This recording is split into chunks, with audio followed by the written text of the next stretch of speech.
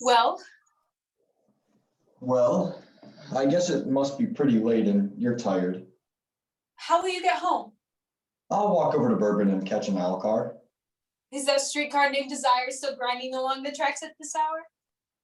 I'm afraid you haven't had much fun out of this evening, Blanche. I spoiled it for you. No, you didn't. I just felt all the time that I wasn't giving you much entertainment. I simply couldn't rise to the occasion, that was all. I don't think I've ever tried so hard to be gay and made such a dismal mess of it. Why did you try if you didn't feel like it, Blanche? I was just obeying the law of nature. Which law is that? The one that says the lady must entertain the gentleman or no dice. See if you can locate my door key in this purse. I'm so tired, all my fingers are thumbs. This it? No, honey. That's the key to my trunk, which I must soon be packing. You mean you were leaving pretty soon now? Oh, I've outstayed my welcome. This it?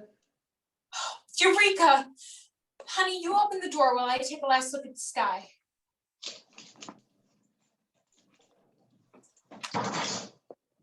You get the door open? Good boy. Well, I guess you want to go now. Can I kiss you? Good night? Why do you always ask me if you may? I don't know whether you want me to or not. Why should you be so doubtful? That night when we parked by the lake and I kissed you, Honey, it wasn't the kiss I objected to. I like the kiss very much. It was the other little familiarity that I felt obliged to discourage. I didn't resent it, not a bit in the world. In fact, I was somewhat flattered that you desired me. But honey, you know as well as I do that a single girl, a girl alone in the world, has got to keep a firm hold on her emotions or she'll be lost. Lost? Yes, you are used to girls that like to be lost. The kind that get lost immediately on the first date. I like you to be exactly the way that you are, because in all my experience, I have never known anyone like you. Are you laughing at me? No, honey. No, I'm not laughing at you. The Lord and Lady of this house have not yet returned, so come in. We'll have a nightcap, but let's leave the lights off, shall we? Go ahead in the other room, it's more comfortable.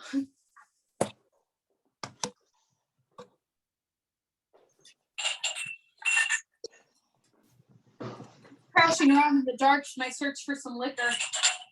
Want a drink?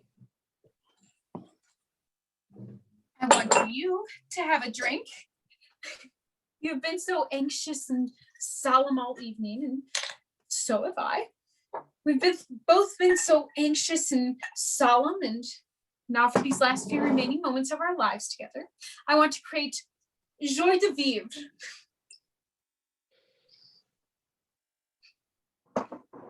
I'm lighting a candle.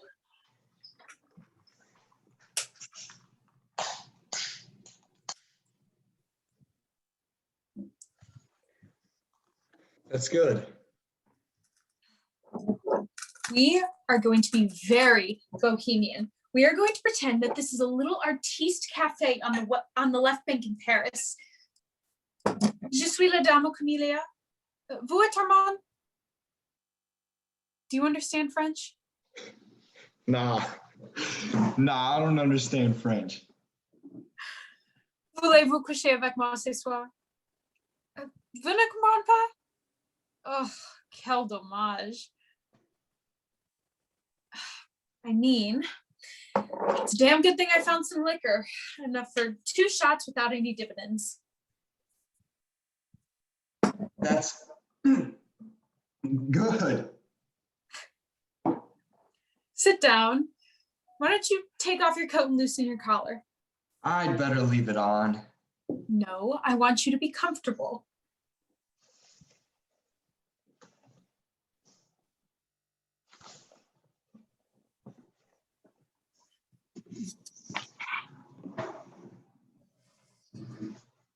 Where's Stanley and Stella tonight? Oh, they're out with Mr. and Mrs. Hubble upstairs. Where did they go? I believe they went to see the midnight preview at Low State. We should all go out together some night. No. No, that wouldn't be a good idea. Why not? You are an old friend of Stanley's? We was together in the 241st. I guess he talks to you frankly. Sure. Has he talked to you about me? Not very much. The way you say that, I suspect that he has. No, he hasn't said much. But what has he said? What would you say his attitude towards me was? What makes you ask that? Well, Don't you get along with him? what do you think? I think he don't understand you. That is putting it mildly. If it weren't for Stella about to have her baby, I wouldn't be able to endure things here. He isn't nice to you? He is insufferably rude. Goes out of his way to offend me. In what way, Blanche? Why, in every conceivable way. I'm surprised to hear that. Are you? Well, I don't see how anybody could be rude to you. Surely he must have told you how much he hates me. I don't think he hates you. He hates me. Or why else does he insult me? The first time I laid eyes on him, I thought to myself, that man is my executioner. That man will destroy me. Blanche. Unless... Blanche! Yes, honey? Can I ask you a question? Yes. What? How old are you? Why do you want to know? I talked to my mother about you, and she said, how old is Blanche? You talked to your mother about me? Yes, Why?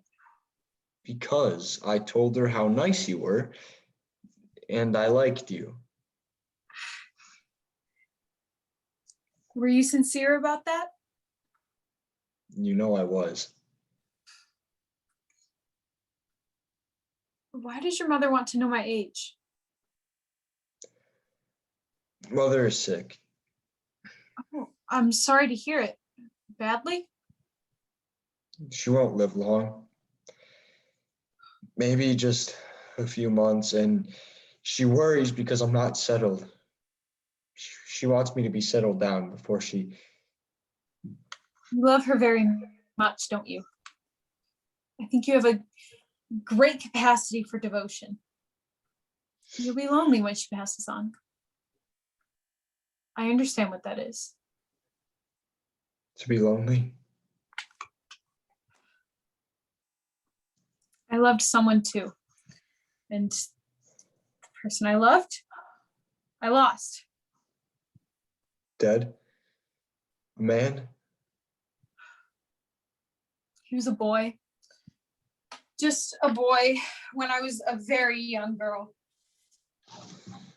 When I was 16, I made the discovery. Love.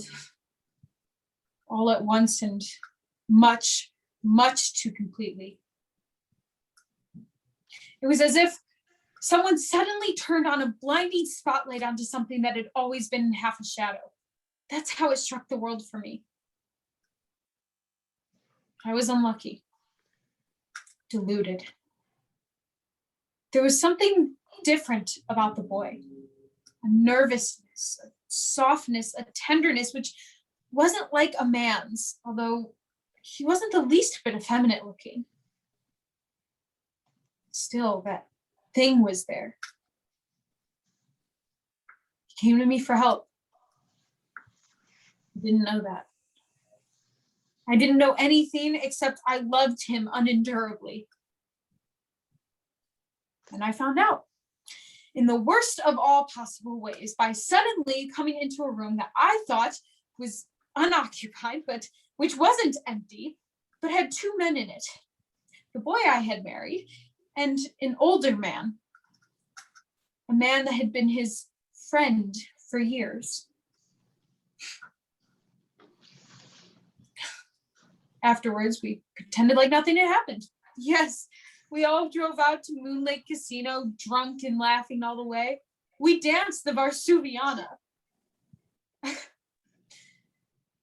Suddenly, in the middle of the dance, the boy I had married broke away from me and ran out of the casino. A moment later, a shot. I ran out. All did. All ran out to see this terrible thing at the edge of the lake. Couldn't get near for the crowding. He had stuck a revolver into his mouth and fired, so that the back of his head had been blown away. It was because on the dance floor, unable to help myself, I had suddenly said, I know, I saw, you disgust me.